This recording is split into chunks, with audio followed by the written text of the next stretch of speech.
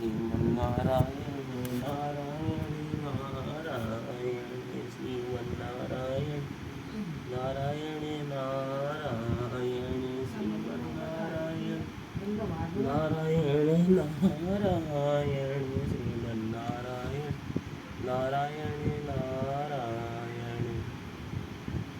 Hello दोस्तों, कैसे हो आप सब। आशा करता हूँ आप सब अच्छे और स्वस्थ होंगे। हम भी अच्छे और स्वस्थ हैं। सभी दोस्तों को नारायण नारायण नारायण। आज हम आपको महाशिव पुराण के रुद्र संहिता चतुर्थ खंड का अगला अध्याय सुनाएंगे। कृपया हमारे वीडियो को ज़्यादा से ज़्यादा शेयर कीजिए, लाइक कीजिए और चैनल को सब्सक्राइब कीजिए। चलो अब हम शुरू करते हैं। जय हो ब्रह्मा विष्णु महेश, आपकी सदाई जय जय हो। कोई भूल चूक हुई तो क्षमा करना प्रभु।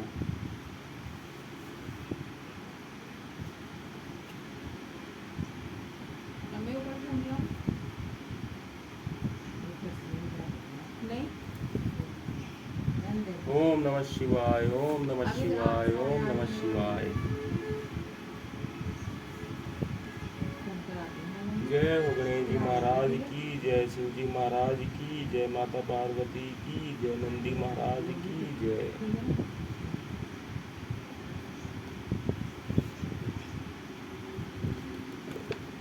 दोस्तों आज का हमारा अगला अध्याय है अध्याय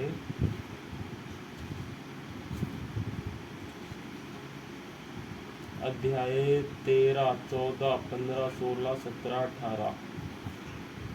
13 से लेकर 18 तक अध्याय आज हमारे। शिवा का अपनी मेल से गणेश को उत्पन्न करके द्वारपाल पद पर नियुक्त करना। गणेश द्वारा शिवजी के रोके जाने पर उनका शिवगणों के साथ भयंकर संग्राम। शिवजी द्वारा गणेश का शिर छेदन। कुपित हुई शिवा का शक्तियों को उत्पन्न करना और उनके द्वारा प्रलय मचाया जाना। देवताओं और ऋषियों का स्तवन द्वारा पार्वती को प्रसन्न करना। उनके द्वारा पुत्र को जिलाए जाने की बात कही जाने पर शिवजी के आज्ञा अनुसार हाथी का सिर लाया जाना और उसे गणेश के धड़ से जोड़कर उन्हें जीवित करना। सूत जी कहते हैं, तारकारी कुमार के उत्तम एवं अद्भुत वृत्तांत को सुनकर नारद जी को बड़ी प्रसन्नता हुई। उन्होंने पुनः प्रेम पूर्वक ब्रह्मा जी से पूछा। नारद जी बोले, देवदेव आप तो शिव संबंधी ज्ञान के अथाह सागर हैं। प्रजानाथ, मैंने स्वामी कार्तिक के सद्वृत्तांत को जो अमृत से भी उत्पन्न है सुन लिया। अब गणेश का उत्तम चरित्र सुनना चाहता हूँ। आप उनका जन्म वृत्तांत तथा दिव्य चरित्र जो संपूर्ण मंगलों के लिए भी मंगल स्वरूप है वर्णन कीजिए। सूत जी कहते हैं, महामुनि, नारद का ऐसा वचन सुनकर ब्रह्मा जी का मन हर्ष से गदगद हो गया। वे शिव जी का स्मरण करके बोले। ब्रह्मा जी ने कहा, नारद, पहले जो मैंने विधि पूर्वक गणेश की उत्पत्ति का वर्णन किया था कि शनि की दृष्टि पड़ने से गणेश का मस्तक कट गया था, तब उस पर हाथी का मुख लगा दिया गया था, वह कल्पांतर की कथा है। अब श्वेत कल्प में घटित हुई गणेश की जन्म कथा का वर्णन करता हूँ, जिसमें कृपाल शंकर ने ही उनका मस्तक काट लिया था। मुने, इस विषय में तुम्हें संदेह नहीं करना चाहिए, क्योंकि भगवान शंभु कल्याणकारी सृष्टिकर्ता और सबके स्वामी है। वे ही सगुण और निर्गुण भी हैं। उन्हीं की लीला से सारे विश्व की सृष्टि, रक्षा और विनाश होता है। मुनि श्रेष्ठ, अब प्रस्तुत विषय को आदरपूर्वक श्रवण करो। एक समय पार्वती जी की जया विजया नाम वाली सखियाँ उनके पास आकर विचार करने लगी। सखी, सभी गण रुद्र के ही हैं। नंदी, भृंगी आदि जो हमारे हैं, वे भी शिव के ही आज्ञा पालन में तत्पर रहते हैं। जो असंख्य परमत गण हैं, उनमें भी हमारा कोई नहीं है। वे सभी शिवाज्ञापरायण होकर द्वार पर खड़े रहते हैं। यद्यपि वे सभी हमारे भी हैं, तथापि उनसे हमारा मन नहीं मिलता। अतः पाप रहिते आपको भी हमारे लिए गण की रचना करनी चाहिए। ब्रह्मा जी कहते हैं, मुने, जब सखियों ने पार्वती जी से ऐसा सुंदर वचन कहा, तब उन्होंने उसे हितकारक माना और वैसा करने का विचार भी किया। तदंतर किसी समय जब पार्वती जी स्नान कर रही थी, तब सदाशिव नंदी को डरा धमकाकर घर के भीतर चले आए। शंकर जी को आते देखकर स्नान करती हुई जगत जननी पार्वती उठकर खड़ी हो गई। उस समय उनको बड़ी लज्जा आई, वे आश्चर्यचकित हो गई। उस अवसर पर उन्होंने सखियों के वचन को हितकारक तथा सुखप्रद माना। उस समय ऐसी घटना घटित होने पर परमाया परमेश्वरी श्री पत्नी पार्वती ने मन में ऐसे विचार किया कि मेरा कोई एक ऐसा सेवक होना चाहिए जो परम शुभ कार्य कुशल और मेरी ही आज्ञा में तत्पर रहने वाला हो, उससे तनिक भी विचलित होने वाला न हो। यूँ विचार कर पार्वती देवी ने अपने शरीर के मैल से एक ऐसे चेतन पुरुष का निर्माण किया जो संपूर्ण शुभ लक्षणों से संयुक्त था। उसके सभी अंग सुंदर एवं दोष रहित थे। उसका वह शरीर विशाल, परम शोभायमान और महान बल पराक्रम से संपन्न था। देवी ने उसे अनेक प्रकार के वस्त्र, नाना प्रकार के आभूषण और बहुत सा उत्तम आशीर्वाद देकर कहा, तुम मेरे पुत्र हो, मेरे अपने ही हो, तुम्हारे समान प्यारा मेरा यहाँ कोई दूसरा नहीं है। पार्वती के ऐसा कहने पर वह पुरुष उन्हें नमस्कार करके बोला। गणेश ने कहा, माँ, आज आपको कौन सा कार्य आ पड़ा है, मैं आपके कथनानुसार उसे पूर्ण करूँगा। गणेश के यूँ पूछने पर पार्वती जी ने अपने पुत्र को उत्तर देते हुए बोली। शिवा ने कहा, तात, तुम मेरे पुत्र हो, मेरे अपने हो, अतः तुम मेरी बात सुनो। आज से तुम मेरे द्वारपाल हो जाओ। सतपुत्र, मेरी आज्ञा के बिना कोई भी हठपूर्वक मेरे महल के भीतर प्रवेश न करने पाए, चाहे वह कहीं से भी आए, कोई भी हो। बेटा, यह मैंने तुमसे बिल्कुल सत्य बात कही है। ब्रह्मा जी कहते हैं। मुने यूँ कहकर पार्वती ने गणेश के हाथ में एक सुदृढ़ छड़ी दे दी। उस समय उनके सुंदर रूप को निहार कर पार्वती हर्षमग्न हो गई। उन्होंने परम प्रेम पूर्वक अपने पुत्र का मुख चूमा और कृपा परवश हो छाती से लगा लिया। फिर दंडधारी गणराज को अपने द्वार पर स्थापित कर दिया। बेटा नारद, तदंतर पार्वती नंदन महावीर गणेश पार्वती की हित कामना से हाथ में छड़ी लेकर गृह द्वार पर पहरा देने लगे। उधर शिवा अपने पुत्र गणेश को अपने दरवाजे पर नियुक्त करके स्वयं सखियों के साथ स्नान करने लगी। मुनिश्रेष्ठ, इसी समय भगवान शिव, जो परम कौतुकी तथा नाना प्रकार की लीलाएं रचने में निपुण है, द्वार पर आ पहुँचे। गणेश उन पार्वती पति को पहचानते तो थे नहीं, अतः बोल उठे, देव माता की आज्ञा के बिना तुम अभी भीतर न जाओ, माता स्नान करने बैठ गई हैं, तुम कहाँ जाना चाहते हो, इस समय यहाँ से हट जाओ। यूँ कहकर गणेश ने उन्हें रोकने के लिए छड़ी हाथ में ले ली। उन्हें ऐसा करते देख शिवजी बोले, मूर्ख, तू किसे रोक रहा है? दुर्बुद्धे, क्या तू मुझे नहीं जानता? मैं शिव के अतिरिक्त और कोई नहीं हूँ। फिर महेश्वर के गण उसे समझाकर हटाने के लिए वहाँ आए और गणेश से बोले, सुनो, हम मुख्य शिवगण ही द्वारपाल हैं और सर्वव्यापी भगवान शंकर की आज्ञा से तुम्हें हटाने के लिए यहाँ आए हैं। तुम्हें विगण समझकर हम लोगों ने मारा नहीं है, अन्यथा तुम कब के मारे गए होते। अब कुशल इसी में है कि तुम स्वतः ही दूर हट जाओ, क्योंकि व्यर्थ अपनी मृत्यु बुला रहे हो। ब्रह्मा जी कहते हैं, मुने यूँ कहे जाने पर भी गिरजानंदन गणेश निर्भय ही बने रहे। उन्होंने शिवगणों को फटकारा और दरवाजे को नहीं छोड़ा।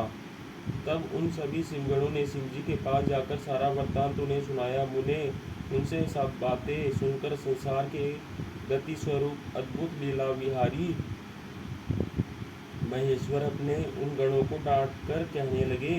महेश्वर ने कहा, गणों, यह कौन है जो इतना उच्छल होकर शत्रु की भांति पक रहा है? इस नवीन द्वारपाल को दूर भगा दो। तुम लोग नपुंसक की तरह खड़े होकर उसका वृत्तांत मुझे क्यों सुना रहे हो?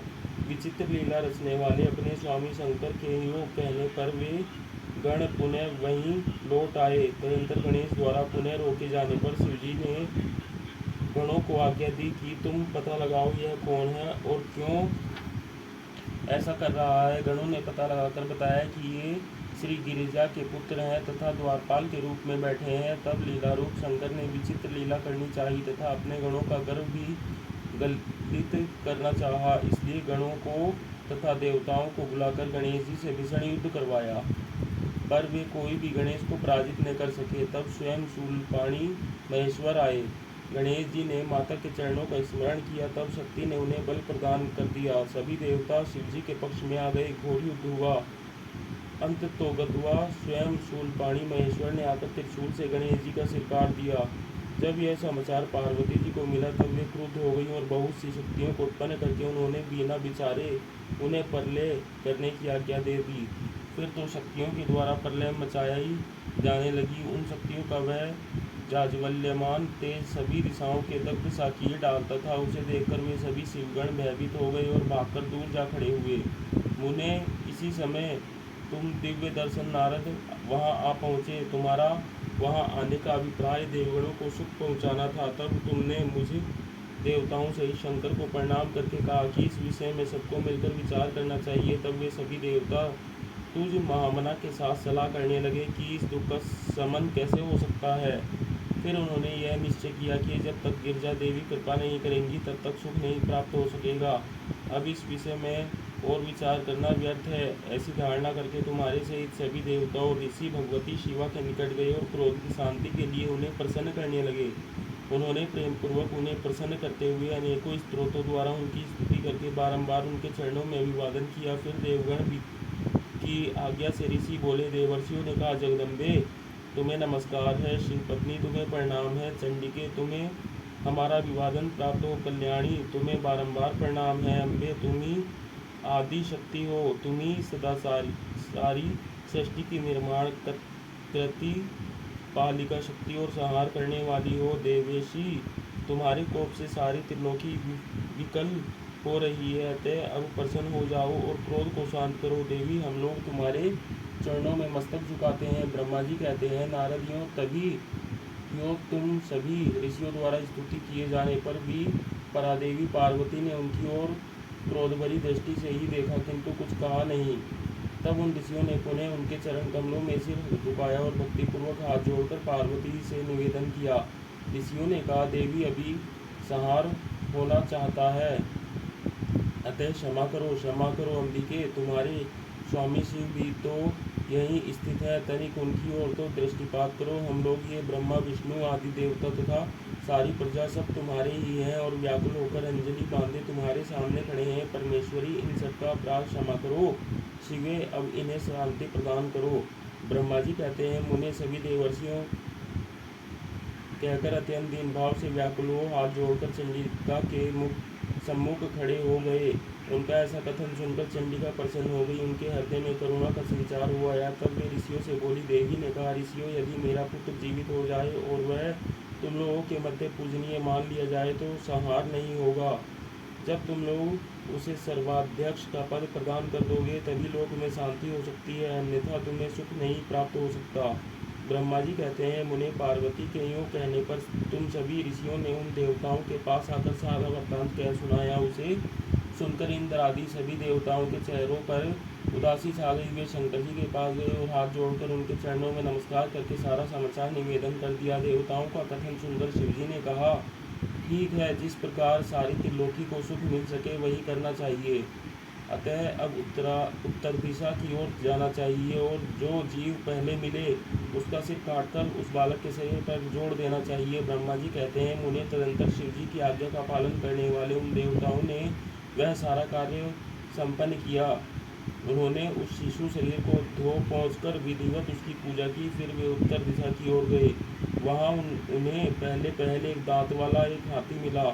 उन्होंने उसका सिर लाकर उस शरीर पर जोड़ दिया। हाथी के उस सिर को संयुक्त कर देने के पश्चात सभी देवताओं ने भगवान शिव आदि को प्रणाम करके कहा कि हम लोगों ने अपना काम पूरा कर दिया, अब जो करना शेष है उसे आप लोग पूर्ण करें। ब्रह्मा जी कहते हैं, तब शिवाज्ञापालन संबंधिनी देवताओं की बात सुनकर सभी देवों और पार्षदों को महान आनंद हुआ। तत्पश्चात ब्रह्मा विष्णु आदि सभी देवता अपने स्वामी निर्गुण स्वरूप भगवान शंकर को प्रणाम करके बोले, स्वामिन आप महात्मा के जिस तेज से हम सभी उत्पन्न हुए हैं, आपका वही तेज वेद मंत्र के अभियोग से इस बालक में प्रवेश करे।